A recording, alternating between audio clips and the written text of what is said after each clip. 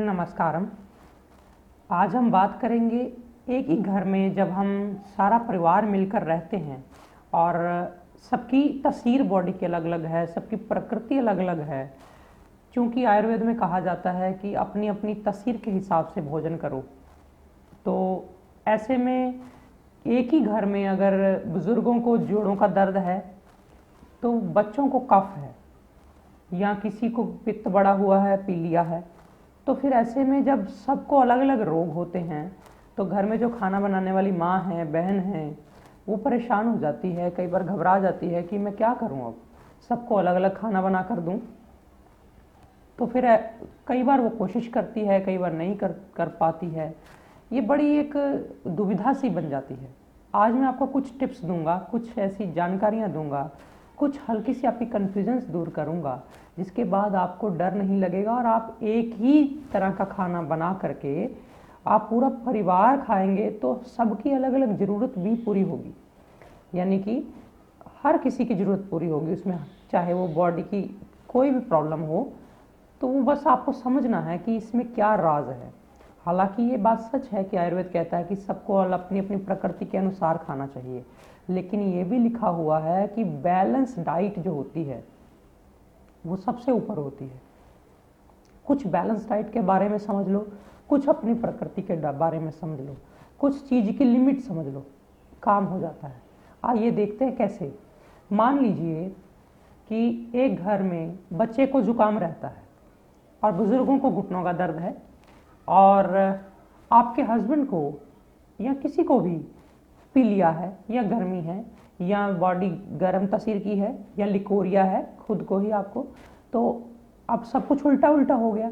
घुटनों के दर्द में गर्म चीज़ें देनी होती हैं, तो अगर आप सब्जी में अदरक ज़्यादा डालती हैं या ऐसे गर्म चीज़ें डालती हैं, उनके घुटनों के दर्द में तो आराम आ गया, लेकिन उससे लिकोरिया बढ़ सकता है। किसी को अगर है तो बवासीर बढ़ सकती है, किसी को अगर है तो, और अगर किसी को गर्मी पड़ी हुई है वो भी उससे नुकसान हो जाएगा। उसको कफ वाले को तो फ़ायदा हो गया, लेकिन दूसरों को नुकसान हो गया। अब मान लो किसी की गर्मी पड़ी हुई है, आपने उसको ठंडा चीज़ खिलानी है, ठंडा भोजन देना है, तो आपने उसको ठंडी कोई ऐसी चीज़ें बना कर दी, सलाद बना काट कर दिया, उसको सब्जियों का जूस निकाल के दिया, लौकी का। अब वो लौकी का जूस जब घुटनों के दर्द वाले के पास या लौकी की सब्जी घुटनों के दर्द वाले के पास पहुंचेगी, तो वो हो सकता है उसको घुटनों के दर्द और बढ़ जाए, क्योंकि ठंडी है। नींबू आप देंगे गर्मी कम करने के लिए किसी को सब्जी में डाल के या कहीं भी, वो घुटनों के दर्द वाले के लिए सही नहीं है। ऐसे ही ठंडी चीज़ जो है आपने बनाई तो वो कफ वाला नहीं खा सकता। फिर वो बनाने नहीं देते कई बार कि रायता मत बनाना, अगर बनाया तो फिर मैं भी खाऊंगा और नहीं तो किसी को नहीं खाने दूंगा। ऐसे घर में होता है ना। तो ये चीज़ों पे आज चर्चा करनी है। देखो, दो मेन बातें हैं, या तो बॉडी की तस्वीर गर्म होती है या ठंडी, इसको समझ लेना। मैं बोलता हूँ ना अक्सर आयुर्वेद में वात पित्त कफ होता है। वात पित्त कफ ये तीन हैं बेसिकली। तो तीनों को अगर समझा जाए तो ऐसे समझना है कि जो वात और पित्त है, वात और कफ है, ये ठंडा है। वात माने वायु, कफ माने जो अपने अंदर का म्यूकस है, बॉडी के अंदर जो ज़्यादा जल तत्व है, पृथ्वी तत्व है, इसको कफ बोलते हैं। तो ये दोनों ठंडे हैं, वात और कफ। और जो पित्त है, जो अंदर की अग्नि है, गर्मी है, ये गर्म है। तो दो बेसिकली आपके परिवार की दो तरह की तासीर होगी, एक गर्म एक ठंडी। अब आपने ज़्यादा नहीं सोचना, गर्म और ठंडी पे फोकस कर लेना है। कैसे? जैसे आपने घर में दाल चावल बनाए, दाल चावल अब सबने खाने हैं, आप कैसे सेटिंग करेंगे कि सबको उसकी ज़रूरत मिल जाए। जैसे कोई वात रोगी है, घुटनों के पेशेंट हैं, या जिनकी बॉडी में वायु है, इन सबको वात रोगी बोलते हैं। तो इन लोगों को आपने जब दाल चावल देने हैं, क्योंकि दाल चावल बनाए, दाल में तो वो हल्के फुल्के मसाले डलेंगे ही, चावल में भी तेज पत्तर, थोड़ी काली मिर्च साबुत, थोड़े लवंग साबुत डलेंगे। आपने वो दाल चावल बनाए। वात रोगियों के लिए कम से कम इतना तो आप कर ही सकते हैं कि उनको ठंडा करके खाना ना खिलाएं।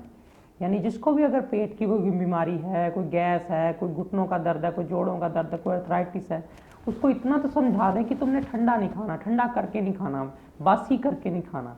एक तो उसकी वात वाले की उलझन खत्म हो गई। फिर जब दाल चावल वात रोगी के पास सामने आए तो वो खाने लगेगा अगर, तो उसमें थोड़ा दाल में घी डाल लेगा कच्चा, क्योंकि घी थोड़ा तर होता है, जब आंतों में जाएगा तो वो खुश्की दूर करेगा, उससे दर्दें कम होंगी। ऐसे ही चावल में जो थोड़े काली मिर्च और लौंग के दाने आएंगे वो भी खा सकता है साथ में। और कोशिश करके वो खाने में, जैसे उसके दाल बनी है और ये बना है तो दाल में कड़ी पत्ता डल गया तो उसको थोड़े वो भी उसका फ़ायदा हो गया। ऐसे ही जो पित्त रोगी है, पित्त रोगी की गर्मी पड़ी होगी तो वो गर्मी पड़ी होगी या वो गर्म तसीर का है, तो उसको अगर आपने दाल चावल देने लगे हैं, उसको जो आपने दाल चावल में तेज पत्ता, मोटी इलायची ये सब डाल के बनाया चावल, लेकिन जब पित्त रोगी को खिलाने लगेंगे तो उसमें से वो बाहर निकाल देंगे दाने, उसको ऐसे ही दे दो। और साथ में उसको बोल दो कि सारे चावल खा ले, थोड़े से चावल रख ले जिसमें शक्कर मिला के खा ले वो, और भी ठंडा हो गया। फिर गाय का घी वो भी खा सकता है दाल में डाल के, कोई सारे खा सकते हैं, वो तो वात पित्त कफ सब खा सकते हैं। फिर अगर बात आ गई कफ रोगी की, जैसे कोई बच्चा है, किसी को नज़ला जुकाम साइनस है या कोई ऐसे कफ की जिसको शिकायत है, अब उसके सामने दाल चावल आएंगे, वो भी वही दाल चावल खाएगा। लेकिन अगर कफ बहुत बिगड़ा हुआ है तब उसको चावल की जगह रोटी दे देंगे। और अगर कफ नहीं बिगड़ा हुआ है, नॉर्मल सा कफ है लेकिन चाहता है वो खाना है, तब उसको चावल हम जो जो दाने हमने पित्त रोगी के थाली में से जो लौंग जो काली मिर्च और ये सब निकाला था, उसको कफ वाले को अच्छे डाल के दे दो, उसके चावल में ये सारी चीज़ें डाल के दे दो। वो ज़्यादा मसाला साथ में खाएगा उसके चबा चबा के, और साथ में उसको अदरक का अचार दे दो, अदरक का हल्का हल्का स्लाइस काट के दे दो, साथ साथ वो भी खाता जाए। अब मान लो छाछ पिलानी है, वात रोगी को आपने लंच के बाद छाछ दी, जिनको दर्दें होती हैं तो उनको सौंठ डाल के दे दो थोड़ी सी, दर्दें वाले को। केली गैस रहती है, सेंधा नमक डाल के छाछ दे दो। जिसको गर्मी पड़ी हुई है उसको शक्कर डाल के छाछ दे दो। जिसको नज़ला जुकाम होता है उसको छाछ में थोड़ी काली मिर्च, थोड़ी सौंठ, थोड़ी पिपली का पाउडर मिक्स करके ना एक बना छोड़ो, वो डाल के दे दो, और ऊपर से थोड़ा काला नमक डाल के वो पी जाए। ऐसे फ्रूट है, मान लो फ्रूट देने लगे हो, जिसको गर्मी है पड़ी हुई है, फ्रूट आपने काट लिया मिक्स, अब गर्मी पड़ी हुई जिसको, उसको थोड़ा अनार ज़्यादा डाल दो। बाकी जिसको वात रोगी है, जो दर्दों का पेशेंट है या ऐसा कुछ है, तो उसको थोड़ा सा आप सेब ज़्यादा डाल दो, उसको थोड़ा सा अंगूर ज़्यादा डाल दो। और जो कफ रोगी होगा उसको आप थोड़ा सा केला निकाल देना उसकी फ्रूट में से, उसको सेब दे देना, उसको पपीता दे देना। पपीता सारे ही खा सकते हैं वात पित्त कफ वाले, तो ये सारा बैलेंस हो गया। फिर वात वाले की जो फ्रूट में अकेला सेंधा नमक डाल देना, थोड़ा जीरा और अजवाइन भून के रख दो, वो डाल देना। पित्त रोगी लेगा तो वो फ्रूट के ऊपर अकेला सेंधा नमक डाल ले, काली मिर्च बिल्कुल ना डाल ले, जीरा डाल ले, क्योंकि जीरा सौम्य है, ना ये वात वालों को तंग करेगा, ना ज़्यादा पित्त वालों को, ना ज़्यादा कफ वालों को, वो डाल दिया। और जब कफ रोगी की फ्रूट की बारी आई तो उसको थोड़ी ऊपर ज़्यादा मात्रा में गरम कोई मसाला डाल दिया, काली मिर्च डाल दी, ऐसे कर दिया तो वो उससे ठीक हो जाएगा। फिर कई लोग शिकायत करते हैं कि मेरी तो बहू घर में बनाती है, मेरे को घुटनों का दर्द है, आपने चीज़ें ये मना किया वो भी मना किया है, मैं क्या करूं? मैं अब कह नहीं सकती मेरे लिए अलग बनाओ, पॉसिबल भी नहीं है, ऐसा भी कई बार हो जाता है। तो क्या करें? अब मान लो कोई घुटनों के दर्द का पेशेंट है घर में, तो उसको अब खाना लेना है, घर में बनी है राजमा, घर में बने हैं माँ, घर में बनी है ये चीज़ें, तो एटलीस्ट आप इतना तो कर सकते हैं ना। फिर वही बात मैं दोहराऊँ, ठंडा ना खाएं। पहली बात, जो ठंडा हो गया उसको दोबारा गर्म करके खाया आपने, चाहे वो लौकी हो, चाहे वो घिया हो, चाहे वो अच्छी सब्जी हो, तो भी वो वायु करेगी। उसमें फिर क्या हल है? एक तो जब भी ऐसी चीज़ बनी है तो अवॉइड करो, आप अपना सूप बनवा लो सब्जियों का, उसमें गाय का घी डाल के वो पी लो, क्योंकि चीज़ें ज़रूरी नहीं होता कि आपने रोटी खा के पेट भरना है, ये धारणा थोड़ी सी बदलनी पड़ेगी। दूसरी बात, चलो चारों तरफ पॉसिबल नहीं है, अब मान लो घर में चावल ही बन गए हैं और आपको कड़ी चावल ही खाने हैं, या जो चीज़ मना है वही खानी है, कभी उसकी लिमिट कर लो। फिर साथ में अदरक और टमाटर और गाय का घी और थोड़ी सी हल्दी घिया कस करके उसको थोड़ा सा भून के रख लो, वो पेस्ट साथ में यूज़ कर लो, उसको सब्जी में डाल लो या अलग से अचार की तरह खा लो। यानी आपकी सब्जी में थोड़ी हल्दी थोड़ा अदरक चला जाए तो वो भी दर्द में कम करेगा। थोड़ी सौंठ डाल लो। अब मान लो मैं दही खाने लगा हूँ, मेरे को घुटनों का दर्द है, मेरे को खानी पड़ेगी क्योंकि थोड़ा सा लेनी है, अब कोई और कोई चीज़ है ही नहीं। तो मैं क्या करूँगा, मैं पहले चेक करूँगा दही मीठी है, खट्टी तो नहीं है, और मैं ये देखूँगा रात तो नहीं पड़ी हुई। और अगर दोपहर है, मैं दही लेने लगा हूँ, मैं थोड़ी सी उसमें सौंठ डाल लूँगा, थोड़ी सी हल्दी डाल लूँगा, मैं दही को मिक्स कर लूँगा, अपने अकॉर्डिंग बना लूँगा। ऐसे लौकी का जूस पीने लगा हूँ तो मैं लौकी के जूस में थोड़ी सौंठ डाल लूँगा, काली मिर्च डाल लूँगा, मेरे घुटनों में दर्द ठीक हो जाएगा। चीज़ को अपनी तरह से हमने बैलेंस भी करना होता है, गर्म को ठंडी, ठंडी को गर्म करना होता है, और कौन से टाइम ले रहे हैं ये भी देखना होता है। ज़्यादा घबराना भी नहीं है। मैं नहीं कह रहा हर चीज़ बंद कर दो, कई लोगों के घरों में मैं देखता हूँ या मेरे को आके बताते हैं उन्होंने सारे मसाले ही बंद कर दिए, उबला खा रहे हैं। कई लोग मेरे पास आते हैं और बताते हैं वो सारा टाइम कच्चा ही खाते हैं, क्योंकि किसी ने बता दिया आदि मानव कच्चा खाते थे, कभी बीमार नहीं होते थे, चलो कच्चा खाएं। वो कच्चा ही खाने लग गए, सलाद कच्चा, मूली कच्ची, हर टाइम जब देखो उन्होंने खीरे और टमाटर ही खाते होते हैं। तो उन्होंने ये नहीं करना। बैलेंस डाइट का मतलब है हर चीज़ का बैलेंस, सलाद के टाइम सलाद, फ्रूट के टाइम फ्रूट, जब जो है।